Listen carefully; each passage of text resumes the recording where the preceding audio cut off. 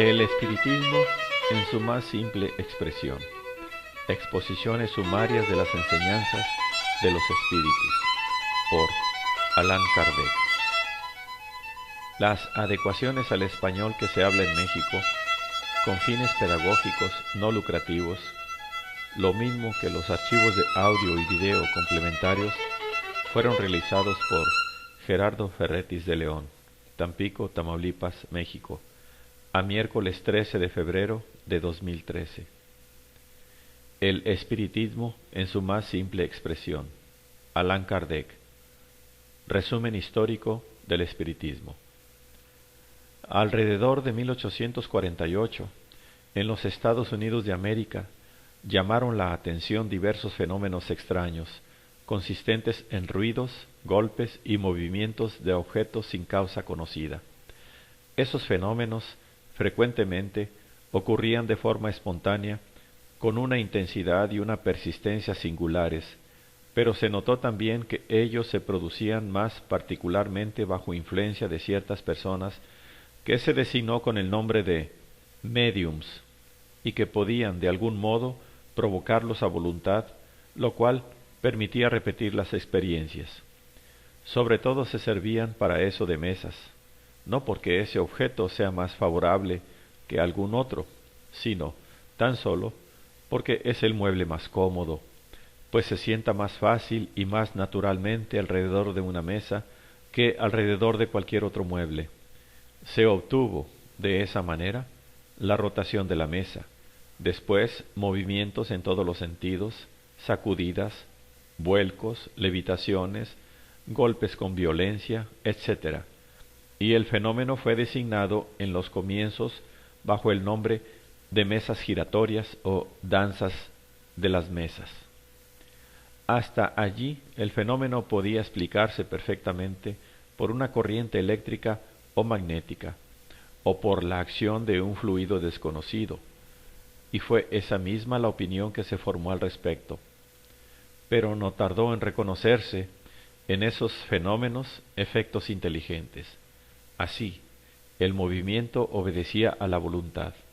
La mesa se dirigía a la derecha o a la izquierda, hacia una persona que se designara, o bien al ordenársele sobre una o dos patas, producía el número de golpes pedido, marcaba el compás, etc.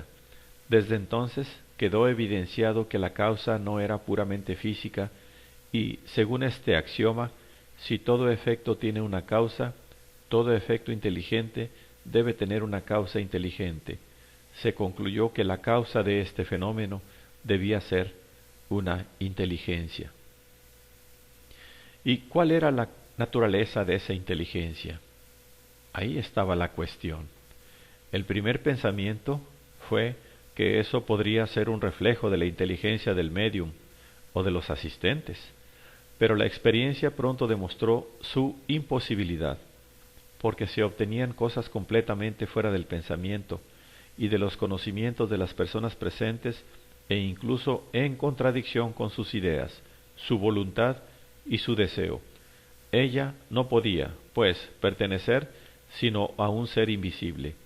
El medio de asegurarse de eso era muy simple. Se trataba de entrar en conversación, lo que se hizo por medio de un número de golpes convencionales, significando sí o no, o designando las letras del alfabeto, y se obtuvieron, de esa manera, respuestas a las más diversas preguntas que se le dirigían. Este es el fenómeno que fue denominado como de mesas parlantes. Todos los seres que se comunicaron así, cuando se les interrogaba acerca de su naturaleza, declaraban ser espíritus y pertenecer a un mundo invisible, habiéndose producido los mismos efectos en un gran número de lugares por intermedio de diferentes personas y siendo, además, observado por hombres muy serios y muy esclarecidos, no era posible pensar que fueran víctima de una ilusión. De América el fenómeno pasó a Francia y al resto de Europa, donde, durante algunos años, las mesas giratorias y parlantes estuvieron de moda, convirtiéndose en el entretenimiento de los salones. Después, cuando se las usó mucho, fueron dejadas a un lado para dedicarse a una u otra distracción. El fenómeno no tardó en presentarse bajo un nuevo aspecto que lo hizo salir del dominio de la simple curiosidad. No permitiéndonos los límites de este resumen seguirlo en todas sus fases, pasamos, sin otra transición, a los que ofrece de más característico, sobre todo a aquello que fijó la atención de las personas serias. Digamos previamente y de paso que la realidad del fenómeno encuentra numerosos contradictores, algunos sin tomar en cuenta el desinterés y la honorabilidad de los experimentadores, no vieron en él sino un malabarismo, un hábil juego de prestidigitación. Aquellos que no admiten nada fuera del mundo de la materia, que no creen sino en el mundo visible, que piensan que todo muere con el cuerpo, los materialistas, en una palabra, aquellos que se califican de espíritus fuertes, recusaron la existencia de los espíritus invisibles en la clase de fábulas absurdas. Tildaron de dementes a aquellos que llevaron el asunto en serio y los colmaron de sarcasmos y bromas. Otros, no pudiendo negar los hechos y bajo el dominio de un cierto orden de ideas, atribuyeron a esos fenómenos la influencia exclusiva del diablo y procuraron, por ese medio, atemorizar a los tímidos. Pero hoy el miedo al diablo perdió singularmente su prestigio. Tanto se habló de él, se le pintó de tantos modos, que se está familiarizado con esa idea y muchos dijeron que había que aprovechar la ocasión para ver lo que él es realmente.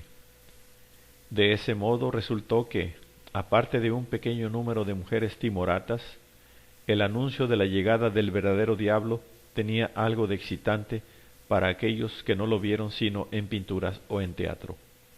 Fue, para muchas personas, un poderoso estimulante, de suerte que aquellos que quisieron, por ese medio, oponer una barrera a las ideas nuevas, fueron contra su objetivo, y se volvieron, sin quererlo, agentes propagadores tanto más eficaces cuanto más alto gritaban.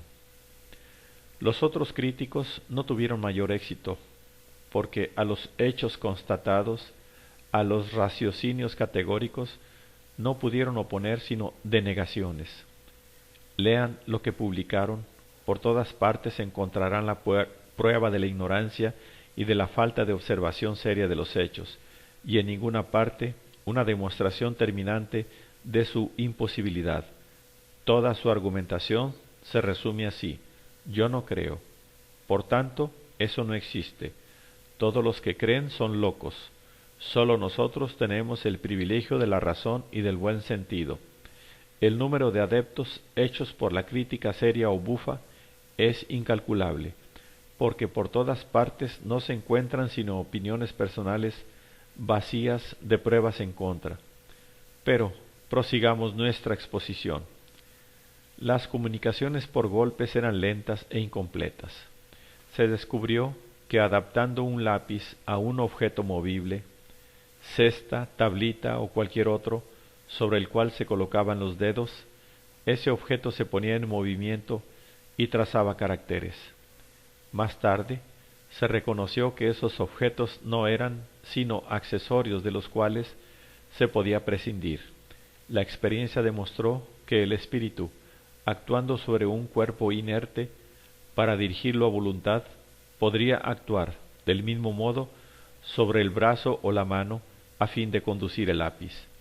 Aparecieron entonces los médiums escribientes, quiere decir, personas escribiendo de modo involuntario bajo el impulso de espíritus, de los cuales se hicieron los instrumentos y los intérpretes. Desde ese momento, las comunicaciones no tuvieron más límite, y el intercambio de pensamiento pudo ser hecho con tanta rapidez y desenvolvimiento como entre los vivos. Era un vasto campo abierto a la exploración, el descubrimiento de un nuevo mundo, el mundo de los invisibles, como el microscopio había descubierto el mundo de lo infinitamente pequeño. ¿Qué son esos espíritus? ¿Qué papel desempeñan en el universo? ¿Con qué propósito se comunican con los mortales? Tales son las primeras preguntas que se trataban de responder. Pronto se supo, por ellos mismos, que no son seres apartes de la creación, sino las mismas almas de aquellos que vivieron en la tierra o en otros mundos, que esas almas, después de despojarse de su envoltorio corporal, pueblan y recorren el espacio.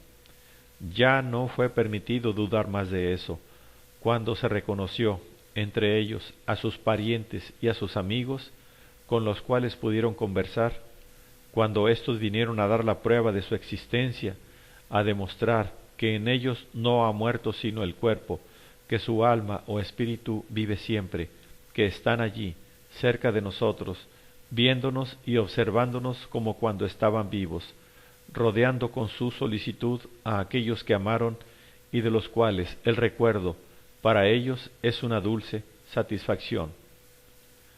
Por lo general se tiene de los espíritus una idea completamente falsa. Ellos no son, como muchos se lo figuran, seres abstractos, vagos e indefinidos, ni algo así como un fulgor o una chispa. Son, por el contrario, seres muy reales, teniendo su individualidad y una forma determinada. Podemos hacernos de ellos una idea aproximada por la siguiente explicación. Hay en el hombre tres cosas esenciales. 1. El alma o espíritu, principio inteligente en el cual residen el pensamiento, la voluntad y el sentido moral. 2. El cuerpo, envoltorio material pesado y grosero, que coloca a los espíritus en relación con el mundo exterior. 3. El periespíritu, envoltorio fluídico, leve, sirviendo de lazo y de intermediario entre el espíritu y el cuerpo. Cuando el envoltorio exterior está usado y no puede funcionar, cae, y el espíritu se despoja de él, como el fruto de su cáscara, el árbol de su corteza. En una palabra, como se desecha una vieja ropa fuera de su uso. Esto es lo que se llama la muerte. La muerte, por lo tanto, no es otra cosa sino la destrucción del envoltorio grosero del espíritu. Sólo el cuerpo muere. El espíritu está, de alguna suerte, comprimido por los lazos de la materia a la cual está unido, y que, frecuentemente, paraliza sus facultades. La muerte del cuerpo lo desembaraza de sus lazos, se emancipa y recobra su libertad, como la mariposa saliendo de su crisálida, pero no deja sino el cuerpo material. Conserva el periespíritu, que constituye para él una especie de cuerpo etéreo, vaporoso, imponderable para nosotros y de forma humana, que parece ser la forma típica. En su estado normal, el periespíritu es invisible, pero el espíritu puede hacerle sufrir ciertas modificaciones que lo vuelven momentáneamente accesible a la visión e incluso al tacto, tal como ocurre con el vapor condensado. Es así que puede, algunas veces, mostrársenos en las apariciones. Es con la ayuda del periespíritu que el espíritu actúa sobre la materia inerte y produce los diversos fenómenos de ruidos, de movimientos, de escritura, etc. Los golpes y los movimientos son, para los espíritus, los medios de mostrar su presencia y de llamar sobre ellos la atención, exactamente como una persona cuando toca para advertir que hay alguien. Hay los que no se limitan a ruidos moderados, sino que llegan a provocar un estrépito semejante al de la vajilla que cae y se rompe, o de puertas que se abren y vuelven a cerrarse, o de muebles derribados. Con la ayuda de golpes y de movimientos convenidos, ellos pudieron expresar sus pensamientos, pero la escritura les ofrece un medio completo, el más rápido y el más cómodo. También es aquel que ellos prefieren. Por la misma razón que pueden llegar a formar caracteres, pueden guiar la mano para hacer trazar diseños, escribir música, ejecutar un trecho en un instrumento, en una palabra, a falta de su propio cuerpo, que no tienen más, se sirven del médium para manifestarse a los hombres de manera sensible. Los espíritus pueden además manifestarse de varias maneras, entre otras por la visión y por la audición. Ciertas personas, llamadas médiums auditivos, tienen la facultad de oírlos y pueden así conversar con ellos. Otros los ven, son los médiums videntes. Los espíritus que se manifiestan a la visión generalmente se presentan bajo una forma análoga a la que tenían en vida, pero vaporosa. Otras veces esa forma tiene todas las apariencias de un ser vivo, al punto de engañar completamente, y que, algunas veces, fueron tomados por personas de carne y hueso, con los cuales se pudo conversar y cambiar apretones de mano, sin desconfiar que se estaba tratando con espíritus, a no ser por su desaparición súbita. La visión permanente y general de los espíritus es muy rara, pero las apariciones individuales son bastante frecuentes, sobre todo en el momento de la muerte. El espíritu liberto parece apresurarse a ir a ver de nuevo a sus parientes y amigos, como para comunicarles que acaba de dejar la tierra y decirles que vive siempre. Cada uno reúne sus recuerdos, y se verá cuántos hechos de ese género, de los cuales no se daba cuenta, ocurrieron no sólo de noche, durante el sueño, sino en pleno día, en el estado de vigilia más completo. Antaño se veían estos hechos como sobrenaturales y maravillosos, y se los atribuía a la magia y a la hechicería. Hoy los incrédulos los achacan a la imaginación, pero desde que la ciencia espiritista les dio la clave, se sabe cómo se producen y que no salen del orden de los fenómenos naturales. También se cree que los espíritus, por el único hecho de ser espíritus, deben tener la soberana ciencia y la soberana sabiduría. Esto fue un error que la experiencia no tardó en demostrar. Entre las comunicaciones dadas por los espíritus, las hay que son sublimes en profundidad, elocuencia, sabiduría, moral, y que no respiran sino la bondad y la benevolencia. Pero al lado de eso, las hay muy vulgares, livianas, triviales, incluso groseras, y por las cuales el espíritu revela los instintos más perversos. Es, pues, evidente que no pueden emanar ellas de la misma fuente, y que si hay buenos espíritus, los hay también malos. Los espíritus, no siendo otra cosa que el alma de los hombres, no pueden naturalmente volverse perfectos dejando su cuerpo, hasta que hayan progresado. Conservan las imperfecciones de la vida corpórea, por eso se les ve en todos los grados de bondad y de maldad, de saber y de ignorancia. Los espíritus se comunican generalmente con placer, y para ellos es una satisfacción ver que no fueron olvidados. Describen voluntariamente sus impresiones al dejar la tierra, su nueva situación, la naturaleza de sus alegrías y de sus sufrimientos en el mundo de los espíritus donde se encuentran. Unos son muy felices, otros infelices. Incluso algunos soportan horribles tormentos, según la manera como vivieron y el empleo bueno o malo, útil o inútil que hicieron de la vida. Observándoles en todas las fases de su nueva existencia, según la posición que ocuparon en la tierra, su género de muerte, su carácter y sus hábitos como hombres, se llega a un conocimiento, si no completo, por lo menos bastante preciso, del mundo invisible, para darse cuenta de nuestro estado futuro y presentir la suerte feliz o infeliz que nos espera allí. Las instrucciones dadas por los espíritus de orden elevado sobre todos los asuntos que interesan a la humanidad, las respuestas que dieron a las preguntas que les fueron propuestas, habiendo sido recogidas y coordinadas con cuidado, constituyen toda una ciencia, toda una doctrina moral y filosófica bajo el nombre de espiritismo. Por tanto, el espiritismo es la doctrina fundada sobre la existencia, las manifestaciones y las enseñanzas de los espíritus. Esta doctrina se halla expuesta de manera completa en el libro de los espíritus para la parte filosófica, en el libro de los médiums para la parte práctica y experimental, y en el Evangelio según el espiritismo para la parte moral. Por el análisis que más adelante ofrecemos de tales obras, se puede juzgar la variedad, la amplitud e importancia de las materias que abarcan. Como se ha visto, el espiritismo tuvo su punto de partida en el vulgar fenómeno de las mesas giratorias, pero como esos hechos hablan más a los ojos que a la inteligencia, que despiertan más curiosidad que sentimiento, una vez tal curiosidad satisfecha, se tiene tanto menos interés cuanto no son comprendidos.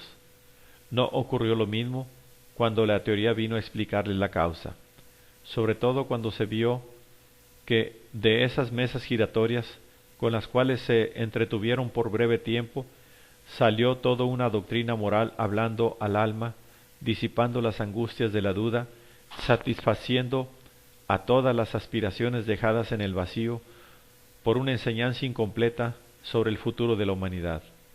Las personas serias acogieron la nueva doctrina como un beneficio y, desde entonces, lejos de declinar, crece con una rapidez increíble. En el lapso de unos pocos años, obtuvo en todos los países del mundo, y en especial entre las personas esclarecidas, incontables partidarios que día a día aumentan en número en una proporción extraordinaria, de tal suerte que, hoy, el espiritismo se ha ganado derecho a ciudadanía. Se asienta sobre bases que desafían los esfuerzos de sus adversarios, más o menos interesados en combatirlo, y la prueba de eso es que los ataques y críticas no aminoraron su marcha un solo instante.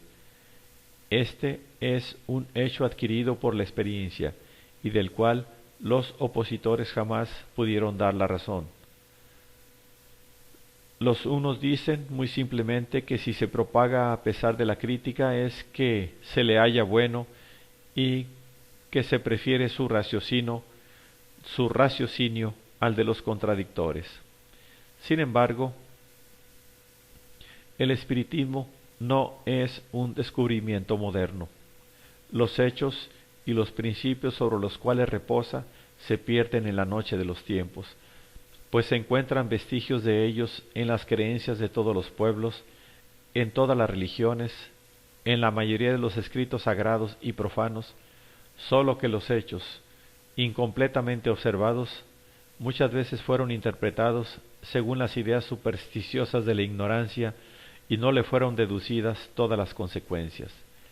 En efecto, el espiritismo está fundado sobre la existencia de los espíritus, pero los espíritus, no siendo otros que las almas de los hombres, puesto que hay hombres, hay espíritus, el espiritismo no los descubrió, ni los inventó. Si las almas o espíritus pueden manifestarse a los vivos, es porque eso está en la naturaleza, y, por tanto, deben haberlo hecho en todas las épocas. También, en todo tiempo y por todas partes, se encuentran las pruebas de esas manifestaciones, que son muchas, sobre todo en los relatos bíblicos. Lo que es moderno es la explicación lógica de los hechos, el conocimiento más completo de la naturaleza de los espíritus, de su papel y de su modo de acción, la revelación de nuestro estado futuro, en fin, su constitución como cuerpo de ciencia y de doctrina y sus diversas aplicaciones. Los antiguos conocían el principio, los modernos conocen los detalles. En la antigüedad, el estudio de esos fenómenos era privilegio de ciertas castas que no los revelaban sino a los iniciados en sus misterios. En la Edad Media, los que se ocupaban de ellos ostensivamente eran tomados como hechiceros y quemados. Pero hoy no hay misterios para nadie, no se quema a nadie más, todo pasa a la luz del día y todo el mundo está en condiciones de ilustrarse y de practicar, porque los médiums se encuentran por todas partes. La doctrina misma que los espíritus enseñan hoy nada tiene de nueva. Se la encuentra de manera fragmentaria en la mayoría de los filósofos de la India, de Egipto y de Grecia, y toda entera en la enseñanza de Cristo. Pues, ¿qué viene a hacer el espiritismo? Viene a confirmar por nuevos testimonios, a demostrar con hechos, verdades conocidas o mal comprendidas, restablecer en su verdadero sentido, aquellas que fueron mal interpretadas.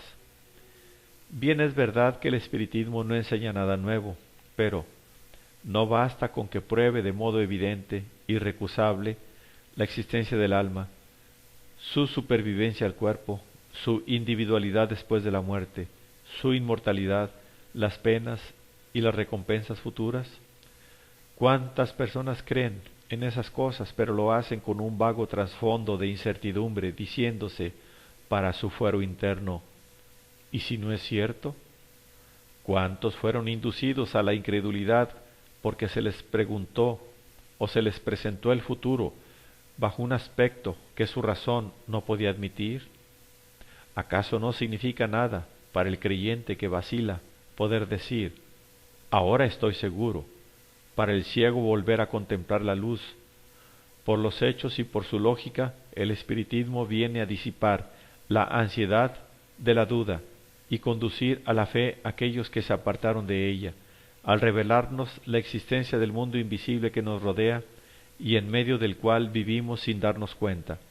Nos hace conocer, por el ejemplo de aquellos que vivieron, las condiciones de nuestra felicidad o de nuestra desdicha futura. Nos explica la causa de nuestros sufrimientos en este mundo y el medio de suavizarlos. Su propagación tendrá como efectos inevitables la destrucción de las doctrinas materialistas que no pueden resistir a la evidencia. El hombre, convencido de la grandeza y de la importancia de su existencia futura, que es eterna, la compara a la incertidumbre de la vida terrestre, que es tan corta, y se eleva por su pensamiento por encima de las mezquinas consideraciones humanas. Conociendo la causa y el objetivo de sus miserias, las soporta con paciencia y resignación, porque sabe que ellas son un medio para llegar a un estado mejor. El ejemplo de aquellos que vienen de ultratumba a describir sus alegrías y sus dolores, probando la realidad de la vida futura, al mismo tiempo prueba que a justicia de Dios no deja ningún vicio sin castigo, ni ninguna virtud sin recompensa. Agreguemos por último que nuestras comunicaciones con los seres queridos que ya partieron proporcionan un dulce consuelo al demostrarnos no sólo que siguen existiendo, sino que estamos menos separados de ellos que si estuviesen vivos y en un país extranjero. En resumen, el espiritismo mitiga la amargura de los pesares de la vida, calma las desesperaciones y las agitaciones del alma, disipa las incertidumbres o los temores del futuro, detiene el pensamiento de abreviar la vida por el suicidio, por eso mismo vuelve dichosos a aquellos que se le afilian, y ahí está el gran secreto de su rápida propagación. Desde el punto de vista religioso, tiene el espiritismo por base las verdades fundamentales de todas las religiones: Dios, el alma, la inmortalidad, las penas y las recompensas futuras, pero es independiente de todo culto particular. Su objetivo es probar a aquellos que niegan o que dudan que el alma existe, que sobrevive al cuerpo, que soporta, después de la muerte, las consecuencias del bien y del mal que haya cometido durante la vida corpórea, y eso pertenece a todas las religiones. Como creencia en los espíritus, es igualmente de todas las religiones, del mismo modo que es de todos los pueblos, una vez que, por todas partes donde existan hombres, hay almas o espíritus, que las manifestaciones son de todos los tiempos y el relato de ellas se encuentra, sin excepción, en todas las religiones. Se puede, pues, ser católico, griego o romano, protestante, judío o musulmán, y creer en las manifestaciones de los espíritus, y como consecuencia ser. La prueba es que el espíritu tiene adeptos en todas las sectas. Como moral, el espiritismo es en su esencia cristiano, porque la que enseña no es sino el desarrollo y la aplicación de la moral de Cristo, la más pura de todas, y cuya superioridad nadie discute, lo que constituye una prueba evidente de que está en la ley de Dios, y la moral es para uso de todo el mundo. Siendo el espiritismo independiente en toda forma de culto, no prescribe ninguno de ellos y no se ocupa de dogmas particulares. No es una religión especial, porque no tiene ni sus sacerdotes ni sus templos. A quienes le preguntan si hace bien en seguir tal o cual práctica, él responde: si creen que su conciencia está inclinada a ello, háganlo. Dios toma siempre en cuenta la intención. En una palabra, no se impone a nadie, no se dirige a aquellos que tienen fe o a quienes esta fe les basta, sino a la numerosa categoría de los inseguros y de los incrédulos. No los arrebata a la Iglesia, puesto que están separados de ella moralmente en todo o en parte. Es verdad que el espiritismo combate ciertas creencias tales como la eternidad de las penas, el fuego material del infierno, la personalidad del diablo, etc. Pero ¿no es cierto que esas creencias, impuestas como absolutas en todos los tiempos, hicieron incrédulos y los hacen todos los días? Si el espiritismo, dando a esos dogmas y a algunos otros una interpretación racional, conduce a la fe a los que habían desertado de ella, ¿no presta un servicio a la religión? Por eso decía un venerable eclesiástico: el espíritu hace creer en algo. Pues bien, vale más creer en algo que en nada creer de todo. Siendo los espíritus las mismas almas, no se puede negar los espíritus sin negar el alma. Admitiéndose las almas o los espíritus, la cuestión reducida a su más simple expresión es esta: ¿las almas de los que han muerto pueden comunicarse con los vivos? El espiritismo prueba la afirmativa por hechos materiales. ¿Qué prueba se puede dar de que eso no sea posible? Si lo es, ninguna negación impedirá que siga siéndolo, porque no se trata ni de un sistema ni de una teoría, sino de una ley de la naturaleza. Ahora bien, contra las leyes de la naturaleza, la voluntad del hombre nada puede. Es necesario, por bien o por mal, aceptarle las consecuencias y adaptar a ellas sus creencias y sus hábitos.